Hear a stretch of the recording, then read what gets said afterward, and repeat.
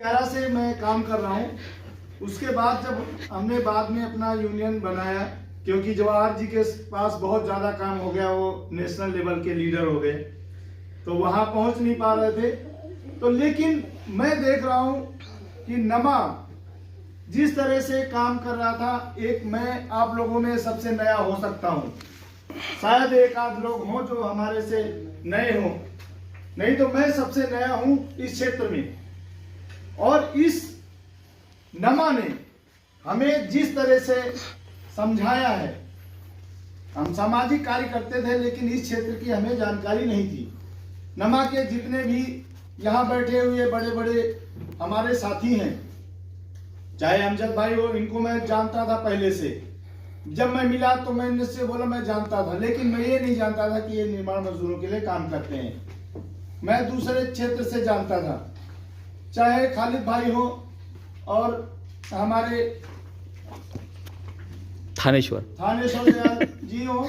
इन्होंने हर वक्त जब मुझे जरूरत पड़ी, जो पूछना हुआ, मैं रात को भी इनसे फोन करके पूछा और इन्होंने बताया।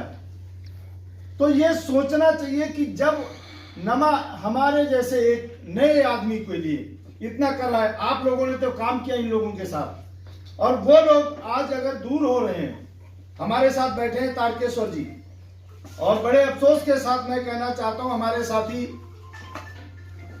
अशरफ खान साहब नहीं हैं।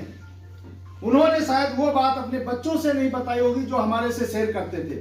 थोड़े ही दिनों में इस तरह से उनसे लगाव हो गया और नमा के साथ आकर के बड़ी तेजी से वो बोलते थे और हर बात लिखित में देते थे। मीटिंग में भी चाहे जितना विरोध हो, लेकिन जब मीटिंग होती थी वो शामिल होते थे।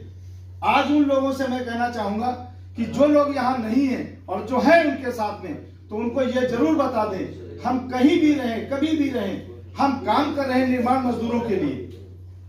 तो हमारा उस तरह उस क्षेत्र में अवश्य जाना चाहिए जहां निर्माण मजदूरों की बात हो। हमारा विरोधाभास हो सकता है, लेकिन उन मजदूरों की जो भलाई है, जिसके लिए हम काम कर रहे हैं, तो वहां अवश्य पहुंचना चाहिए।